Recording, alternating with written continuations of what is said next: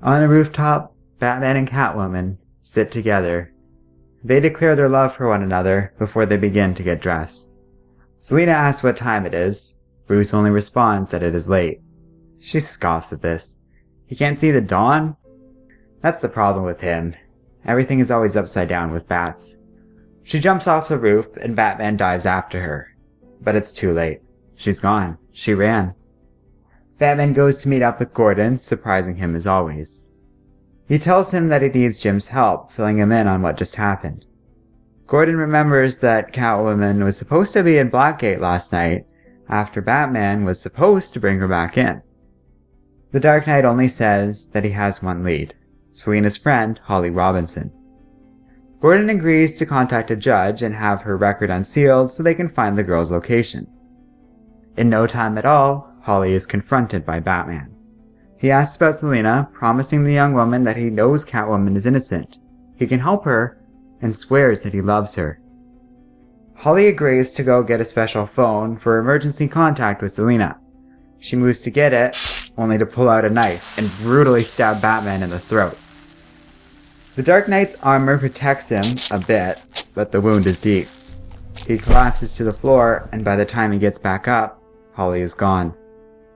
Dizzy, Batman takes off, but in midair, he loses consciousness and begins to fall.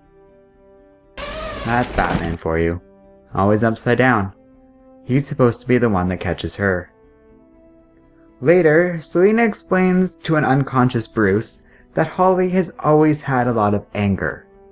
They grew up in the orphanage together, and after that, Selina trained her. She taught Holly everything she had learned to deal with her own anger and pain.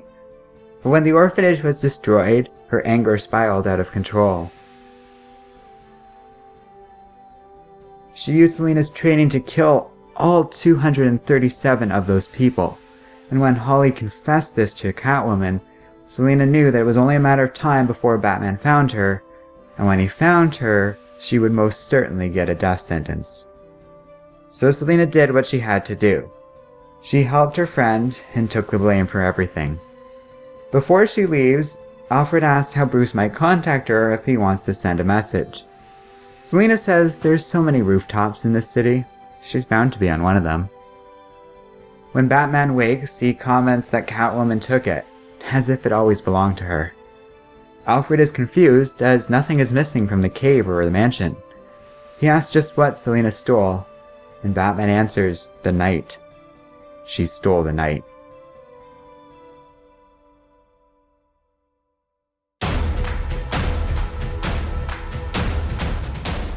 Hello and welcome to Comic Island. My name is Arden, and this is my recap and review of Batman number 15. Well, this was a fun story, actually. It's this week's Patreon request, but it wasn't the comic I was expecting. As advertised, it was supposed to be some sort of adventure with Swamp Thing, so you can imagine my surprise when this comic turned out to be something completely different. Yeah, then I went to DC's website to check what was going on. It still had the Swamp Thing blurb, so I have absolutely no idea what's happening. So that's weird, but I'm not upset. I'm guessing something just kind of got goofed up along the way, but that's okay because what we got ended up being really great. I'm actually really glad I read this comic, in fact, because it nicely wraps up that dangling plot thread from I Am Suicide. And yeah, real props to writer Tom King for not dragging this plot point out or making a big elaborate story just to explain this little detail. A lesser writer would have done that. They would have wasted time with a whole story arc just to explain something small like this. Issue number 15 nicely gives us resolution to that plot point and does it with gorgeous art. So many great shots and scenes litter this issue.